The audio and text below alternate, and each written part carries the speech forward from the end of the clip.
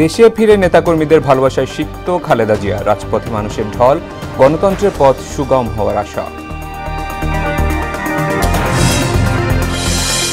পবিত্র ঈদুল আজহায় সরকারি ছুটি 10 দিন, উপদেষ্টা পরিষদের সিদ্ধান্ত। 1 সপ্তাহের মধ্যেই কার্যকর নতুন সাইবার সিকিউরিটি আইন। এনসিপির পক্ষে ঐকমত্য কমিশনের সংস্কার প্রস্তাব হস্তান্তর, শিগগিরই গণতান্ত্রিক রাষ্ট্র প্রতিষ্ঠার পথরেখা জানালেন আলী রিয়াজ। এবং সমঝোতা স্মারকে দীর্ঘদিন পর জট খুলল ইতালির শ্রমবাজারে, বাংলাদেশিদের ভিসা প্রক্রিয়া আরও সহজ করার আশ্বাস।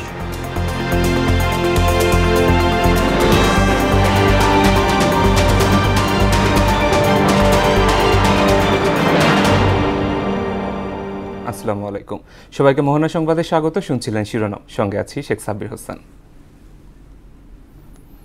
এবার বিস্তারিত। যুক্তরাজ্যে দীর্ঘ 4 মাস চিকিৎসা শেষে দেশে ফিরলেন বিএনপি চেয়ারপারসন বেগম খালেদা জিয়া। সঙ্গে আছেন 2 পুত্রবধূ জোবায়দা রহমান ও সৈয়দা শামিলা রহমান। বিমানবন্দরে তাদের স্বাগত জানান বিএনপি মহাসচিব মির্জা ফখরুল ইসলাম সহ দলের সিনিয়র নেতারা। প্রিয় নেত্রীকে অভ্যর্থনা জানাতে রাস্তার দুপাশে অবস্থান নেন হাজারো নেতাকর্মী। হুমায়ুন কবিরের প্রতিবেদন। উন্নত চিকিৎসার জন্য গেল 7 জানুয়ারি যুক্তরাজ্যে যান সাবেক প্রধানমন্ত্রী বিএনপি চেয়ারপারসন বেগম খালেদা জিয়া। দেশটিতে দীর্ঘ 4 মাস চিকিৎসা শেষে দেশে ফেরেন বিএনপি চেয়ারপারসন। সঙ্গে আছেন 2 পুত্রবধূ জোবায়দা রহমান ও সৈয়দা শামিলা রহমান। সকাল 11টার কিছু সময় আগে হযরত শাহজালাল আন্তর্জাতিক বিমানবন্দরে অবতরণ করে তাদের বহনকারী কাতারের রাজপরিবারের বিশেষ বিমান। বিমানবন্দরে বেগম জিয়াকে অভ্যর্থনা জানান বিএনপি মহাসচিব মির্জা ফখরুল সহ দলটির নেতারা। এর আগে বিমানবন্দরে প্রবেশের আগে সাংবাদিকদের সঙ্গে আলাপকালে মির্জা ফখরুল বলেন, খালেদা জিয়া ফিরে আসা গণতন্ত্রের উত্তরণের পথ সহজ হবে। গণতন্ত্রের উত্তরণের যে সময়টুকু, এই সময়ে তার উপস্থিতি আমাদের দেশের জন্যে, জনগণের জন্য একটা অত্যন্ত উল্লেখযোগ্য দিক। আমরা মনে করি যে বেগম খালেদা জিয়ার এই উপস্থিতি, তার দেশে ফিরে আসা, এটা আমাদের গণতন্ত্রের উত্তরণের পথকে আরও সহজ করবে। বিমানবন্দরে বেগম জিয়াকে স্বাগত জানাতে এসে নিজেদের উচ্ছ্বাস ধরে রাখতে পারেননি বিএনপি নেতারা। এবার তাদের আশা খুব শীঘ্রই ফিরবেন তারেক রহমান। তিনি অনেকটা সুস্থই আজকে দেশে ফিরছেন, আমরা তার অপেক্ষায় রয়েছি। দেশে একটা স্বাভাবিক রাজনীতির পরিবেশ থাকবে, গণতন্ত্রের বীজ শক্তিশালী হবে, আমরা তার হাতকে শক্তিশালী করব। কাতারের আমিরের রাজকীয় অ্যাম্বুলেন্সে আমাদের নেত্রী সসম্মানে লন্ডনে গিয়েছেন এবং লন্ডন থেকে চিকিৎসা শেষে আবার দেশে ফিরে আসছেন। আমরা অত্যন্ত আনন্দিত। আজকে মনে হচ্ছে যে আমরা একটা ঈদের আনন্দ উপভোগ করছি। নির্বাচনের মাধ্যমে যখন জনগণের সরকার প্রতিষ্ঠিত হবে, ঠিক তখনই পরিপূর্ণভাবে আমরা গণতন্ত্র প্রতিষ্ঠিত করতে পারবো, পরিপূর্ণভাবে সংস্কার করতে পারবো এবং পরিপূর্ণভাবে এই স্বৈরাচার শেখ হাসিনা সহ সকল স্বৈরাচারের প্রেতাত্মাদের আমরা বিচার করতে পারবো। বিমানবন্দর থেকে গাড়িবহর নিয়ে সেনাবাহিনী ও পুলিশের কড়া নিরাপত্তায় গুলশানের বাসভবনে ফিরোজের উদ্দেশ্যে রওনা হন বেগম জিয়া। প্রিয় নেত্রীকে স্বাগত জানাতে আগে থেকেই বিমানবন্দর বনানী সড়কে ঢল নামে নেতাকর্মীদের। খালেদা জিয়ার আগমন উপলক্ষে গুলশান বাসভবন ফিরোজায় ও আশপাশের এলাকায় ব্যাপক নিরাপত্তা নেয় আইনশৃঙ্খলা রক্ষাকারী বাহিনী।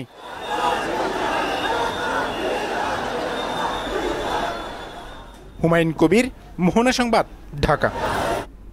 বেগম খালেদা জিয়া শারীরিক ও মানসিকভাবে সুস্থ আছেন বলে জানিয়েছেন তার ব্যক্তিগত চিকিৎসক ডক্টর AZM জাহিদ হোসেন। আর বেগম জিয়াকে স্বাগত জানাতে আসা বিএনপি ও সহযোগী সংগঠনের নেতাকর্মীরা বলেন, দলীয় প্রধান ফিরে আসা গণতান্ত্রিক প্রক্রিয়া নির্বাচন সরকার গঠনের পথ সুগম হয়েছে। তানজিদ ভুঁইয়াকে সঙ্গে নিয়ে আরও জানাচ্ছেন কাজী ইহসান বিন্দিদার।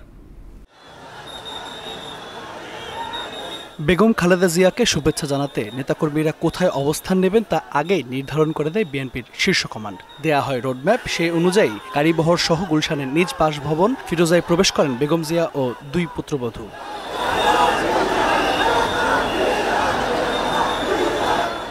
পরে বেগম জিয়ার ব্যক্তিগত চিকিৎসক AZM জাহিদ হোসেন জানান, শারীরিক ও মানসিকভাবে সুস্থ আছেন বিএনপি চেয়ারপারসন। যখনই প্রয়োজন, জাতির প্রয়োজনে বেগম খালেদা জিয়া নেতৃত্ব দিবেন। আর আমাদের নেতা জনাব তারেক রহমানের যে নেতৃত্ব ইনশাল্লাহ আরো সুদৃঢ় হবে। এর আগে ভোর থেকেই বেগম জিয়াকে স্বাগত জানাতে বিমানবন্দর থেকে শুরু করে বনানী হয়ে গুলশান অবধি সড়কে ছিল বিএনপি নেতাকর্মীদের ভিড়। এর থেকে বড় পৃথিবীতে আর কোনো আনন্দ নাই। আজকে মনে হইতেছে আমাদের ঈদ, এটার আনন্দ ভাষায় ব্যক্ত করা যাবে না। কারো হাতে ছিল দলীয় ও জাতীয় পতাকা, ধানের শীষ, আবার কারো হাতে ছিল ব্যানার, প্লাকার্ড, কণ্ঠে নানা স্লোগান। নেতাকর্মীরা বলেন এই স্বতঃস্ফূর্ত অংশগ্রহণ দলের প্রতি আস্থার প্রমাণ। আজকে তিনি সুস্থ হয়ে সুস্থ শরীরে তিনি বাংলাদেশের জনগণের মাঝে আজকে ফিরে আসছেন।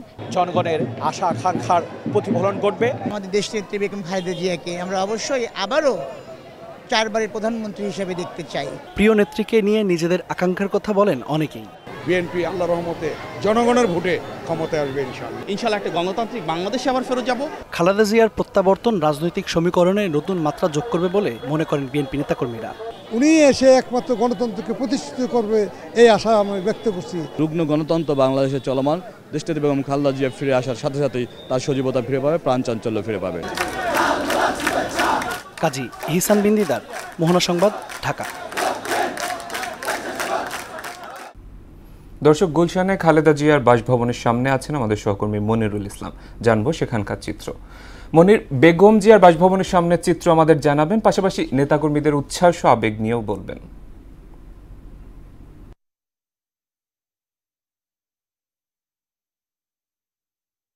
আমি এই মুহূর্তে আছি গুলশানের ফিরোজাই, যেখানে চেয়ারপারসনের বাসভবন। তো এই বাসভবনের সামনে কিন্তু এখন আসলে ওইভাবে নেতাকর্মীরা নেই। তবে এই মুহূর্তে যে আপডেট হচ্ছে সেটি হচ্ছে যে বিএনপির ভারপ্রাপ্ত চেয়ারম্যান তারেক রহমানের পত্নী সহধর্মিণী জোবাইদুর রহমানের মাতা, তিনি কিন্তু পান্থপথে একটি হাসপাতালে চিকিৎসাধীন আছেন এবং এখন দেখতে পাচ্ছেন যে পর্যাপ্ত পরিমাণ আইন শৃঙ্খলা রক্ষাকারী বাহিনীর সদস্যরা এই ফিরোজার সামনে অবস্থান করছেন। গাড়ি প্রস্তুত রয়েছে। আসলে তিনি কিন্তু তার মায়ের সাথে দীর্ঘ 17 বছর পর মায়ের যে স্নেহ ভালোবাসা, সেই স্নেহ ভালোবাসা নিতে যাবেন এবং তাকে দেখতে যাবেন অসুস্থ মাকে হাসপাতালে, এবং তার জন্যই কিন্তু অবস্থান। তো আমি যদি একটু আগের কথা বলি, সেটি হচ্ছে যে বিএনপি চেয়ারপারসন বেগম খালেদা জিয়া তিনি কিন্তু লন্ডনের চিকিৎসা শেষে লন্ডনের বাংলাদেশের সময় 9:25 কিন্তু সেখানে হিথ্রো বিমানবন্দর থেকে রওনা দেয় এবং দীর্ঘ 10 ঘন্টা জার্নি শেষে তিনি কিন্তু বাংলাদেশে এসে পৌঁছায়। বাংলাদেশে পৌঁছানোর পরেই যে নেতাকর্মীদের উচ্ছ্বাস, যে আনন্দ উদ্দীপনা, বিশেষ করে গণতন্ত্রের মানসকন্যা বলে অভিহিত করেন এবং নানান স্লোগানে তারা মুখরিত করেন। এবং আরেকটি বিষয় যে নেতাকর্মীদের মধ্যে কিন্তু একটা অন্যরকম একটা উৎসাহ উদ্দীপনা বিরাজ করছে এবং তারা বলছেন যে তাদের মা তাদের কাছে ফিরে এসেছে, এটি তাদের বিশেষ ভালো লাগা। বিশেষ করে যে বিমানবন্দর থেকে গুলশান বাসভবনে হাজারো লাখো লাখো নেতা কর্মীরা তাকে স্বাগত জানিয়েছেন এবং তার সাথে ছিলেন তার 2 পুত্রবধূ তারেক রহমানের সহধর্মিণী শর্মিলা জোবাইদুর রহমান এবং আরাফাত রহমান কোকর সহধর্মিণী সৈয়দা শর্মিলা রহমান, এবং তার সাথে কিন্তু আরো মেডিকেলের সদস্য সহ 12 জন সদস্য কিন্তু বেগম জিয়ার সাথে এসেছেন। এবং এই মুহূর্তে আসলে আমি যদি গুলশানের যে ফিরোজা ভবনের সামনের কথা চিত্র বলতে চাই, সেখানে কিন্তু আসলে এখন নেতাকর্মীরা ওইভাবে নেই, শুধুমাত্র যে জোবাইদুর রহমান বের হবেন তার জন্যই অপেক্ষা, হয়তো 5-10 মিনিটের মধ্যেই তিনি বের হবেন। সাব্বির, আমার কাছে এই ছিল গুলশানের ফিরোজা থেকে সবশেষ পরিস্থিতি। মনির, ধন্যবাদ আপনাকে। 1 সপ্তাহের মধ্যে নতুন সাইবার সিকিউরিটি আইন কার্যকর হবে বলে জানিয়েছেন আইন উপদেষ্টা অধ্যাপক আসিফ নজরুল। আইনটি কার্যকর হলে পুরনো আইনে হওয়া মামলা স্বয়ংক্রিয়ভাবে বাতিল হয়ে যাবে বলেও জানান তিনি। মঙ্গলবার উপদেষ্টা পরিষদের বৈঠক শেষে ফরেন সার্ভিস একাডেমিতে আয়োজিত সংবাদ সম্মেলনে এই তথ্য জানান। আর এবারের ঈদুল আজহার ছুটি 10 দিন করা হয়েছে বলেও জানান প্রেস সচিব শফিকুল আলম। শামীমুজ্জামান চৌধুরীর রিপোর্ট। প্রধান উপদেষ্টা ডক্টর মোহাম্মদ ইউনূসের সভাপতিত্বে অনুষ্ঠিত হয় উপদেষ্টা পরিষদের সভা। তেজগাঁওয়ের কার্যালয়ে এ সভায় অন্তর্বর্তী সরকারের বিভিন্ন গুরুত্বপূর্ণ ইস্যু নিয়ে আলোচনা করেন উপদেষ্টা পরিষদের সদস্যরা। উদ্যোক্তা উন্নয়ন নীতিমালা নিয়ে কথা বলেন উপদেষ্টা আসিফ মাহমুদ সজীব ভূঁইয়া। উদ্যোক্তা উন্নয়ন নীতিমালা নামেই বলা আছে, এটা হচ্ছে স্টার্টআপ কেন্দ্রিক স্পেসিফিক একটা নীতিমালা। এর আগে আমাদের যুব নীতিমালা তো আছেই, সেটা অনুযায়ী হচ্ছে আমাদের ট্রেনিংগুলো হয়। আসন্ন ঈদুল আজহার ছুটি বাড়িয়ে 10 দিন করা হয়েছে।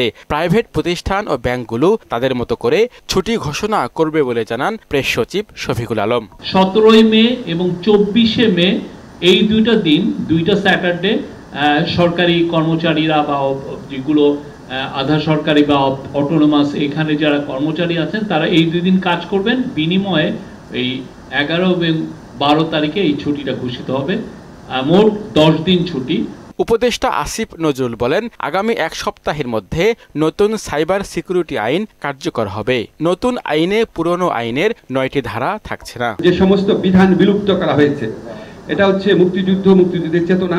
আগের আইনে যেভাবে উল্লেখ ছিল সেটা পড়ছি। জাতির পিতা বঙ্গবন্ধু শেখ মুজিবুর রহমান জাতীয় সঙ্গীত বা জাতীয় পতাকা সম্পর্কিত বিদ্বেষ বিভ্রান্তি কুৎসামূলক প্রচারণার দণ্ড সংক্রান্ত যে বিধান, সেটা বিলুপ্ত করা হয়েছে। এই বিধানে প্রচুর হয়রানিমূলক মামলা হতো।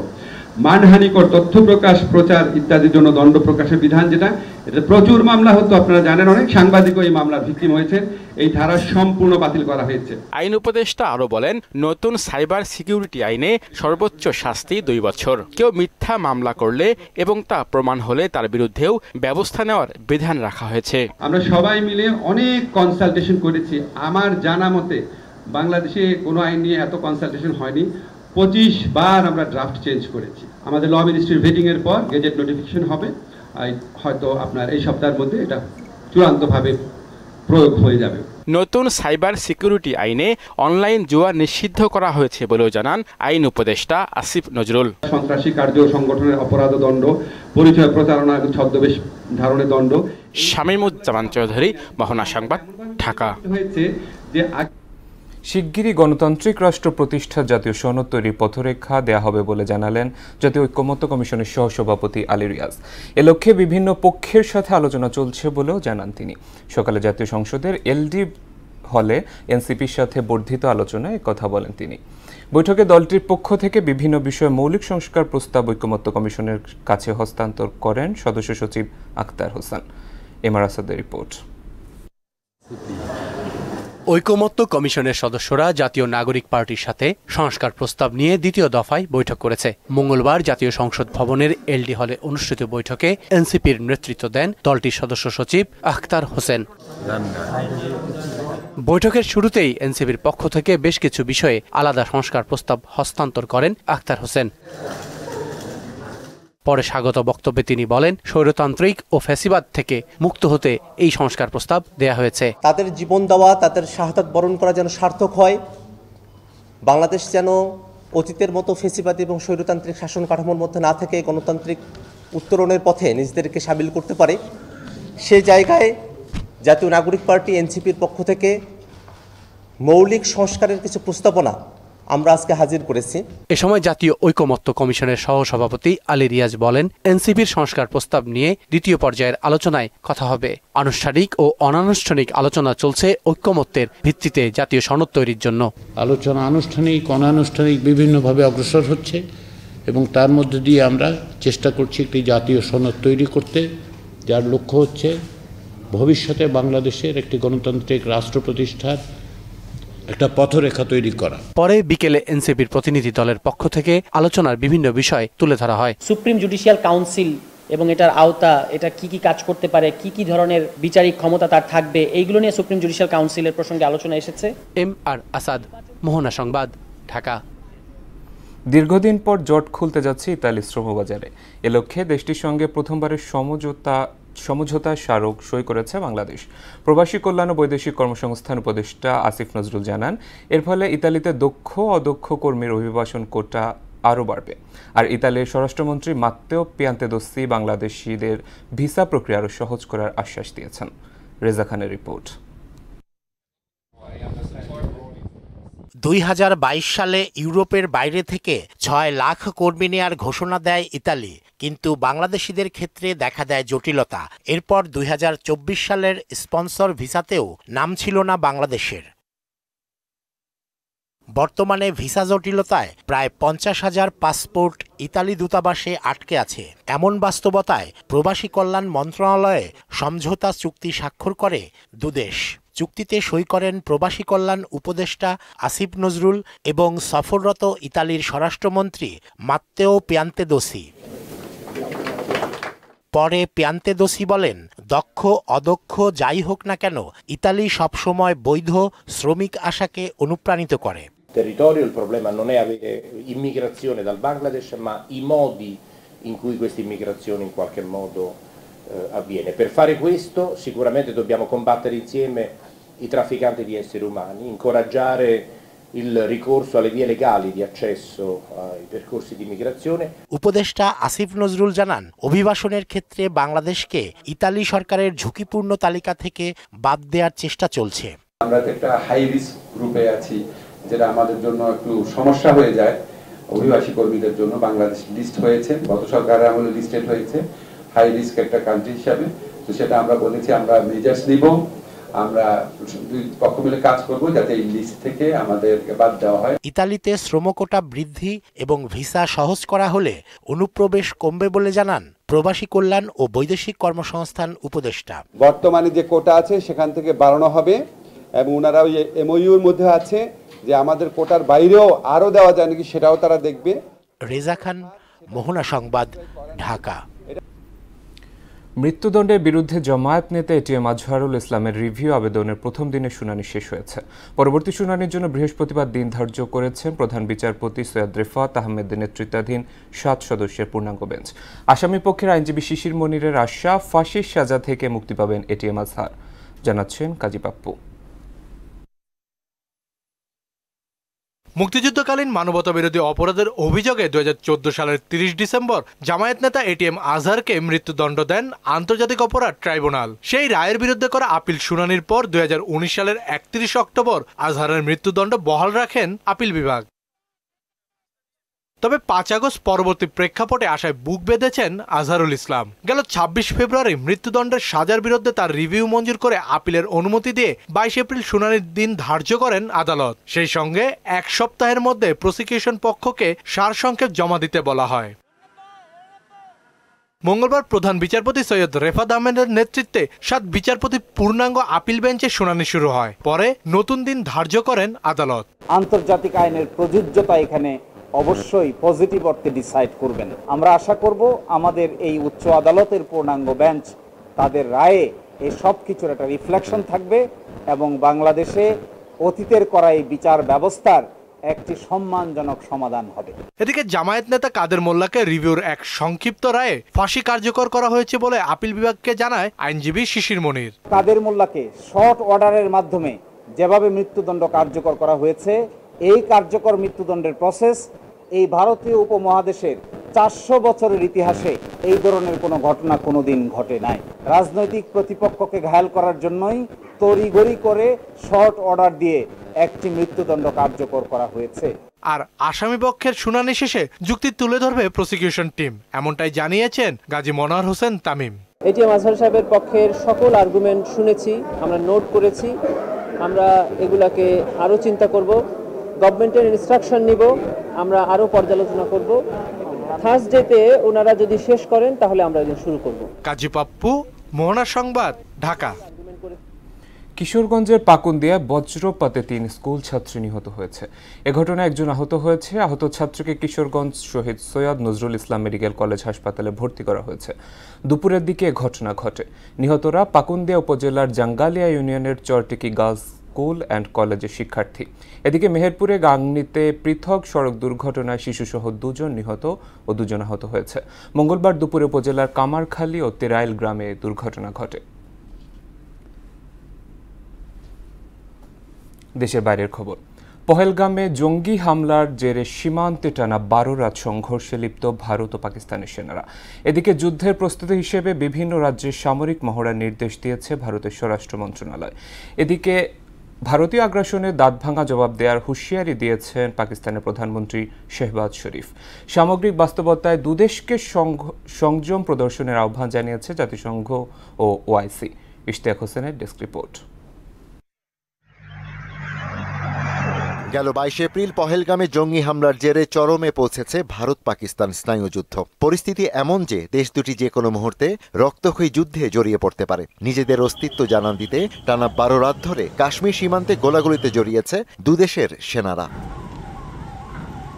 স্নায়ুযুদ্ধের বাস্তবতায় দুদেশেই সংঘাত মোকাবেলার প্রস্তুতি নিয়ে রাখছে। শত্রুর হামলা ঠেকানো সহ কার্যকর নাগরিক প্রতিরক্ষা নিশ্চিতে কয়েকটি রাজ্যে সামরিক মহড়া পরিচালনার নির্দেশ দিয়েছে নয়াদিল্লি। যুদ্ধকালীন পরিস্থিতি তৈরি হলে কি করতে হবে সেই বিষয়ে প্রশিক্ষণ দিতে রাজ্যগুলোকে নির্দেশ দেয় স্বরাষ্ট্র মন্ত্রণালয়। সবশেষ 1971 সালে এ ধরনের মহড়া হয় ভারতের বিভিন্ন রাজ্যে। অন্যদিকে ভারতের আগ্রাসন মোকাবেলায় সশস্ত্র বাহিনী পুরোপুরি প্রস্তুত আছে বলে জানিয়েছেন পাকিস্তানি প্রধানমন্ত্রী শাহবাজ শরীফ। পহেলগাম হামলা নিয়ে ভারতের আক্রমণাত্মক পদক্ষেপকে দুঃখজনক উল্লেখ করে ওই ঘটনার একটি স্বাধীন ও নিরপেক্ষ তদন্তের দাবি জানান তিনি। সিন্ধুর পানি চুক্তি স্থগিত করায় ভারতীয় পদক্ষেপ কিছুতেই মেনে না নেওয়ার ঘোষণাও দেন শাহবাজ। এদিকে সংঘাত এড়াতে পরমাণু শক্তিধর দুই প্রতিবেশীকে সর্বোচ্চ সংযম প্রদর্শনের আহ্বান জানিয়েছেন জাতিসংঘ মহাসচিব অ্যান্টনিও গুতেরেস। অতিমাত্রায় উত্তেজনার কারণে দেশ দুটি খাদের কিনারায় দাঁড়িয়ে আছে বলে মন্তব্য করেন তিনি।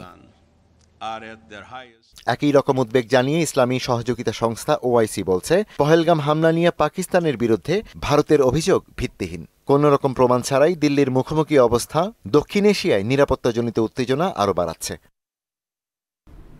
ইশতিয়াক হোসেন, মোহনা সংবাদ।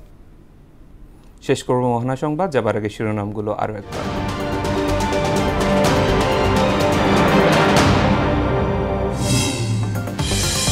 দেশে ফিরে নেতাকর্মীদের ভালোবাসায় সিক্ত খালেদা জিয়া, রাজপথে মানুষের ঢল, গণতন্ত্রের পথ সুগম হওয়ার আশা।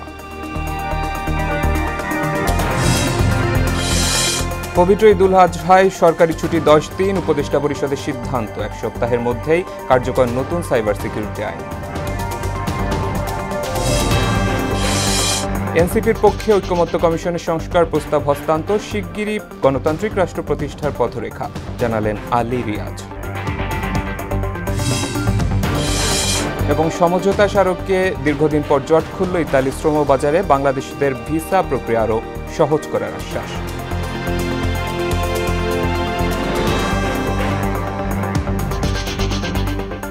এ ছিল মোহনা সংবাদে। পরবর্তী সংবাদ দেখবেন রাত 9টায়।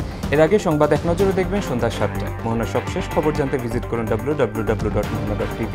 সংবাদ দেখতে পারেন মোহনার ফেসবুক এবং ইউটিউবে। এতক্ষণ সঙ্গে থাকার জন্য ধন্যবাদ।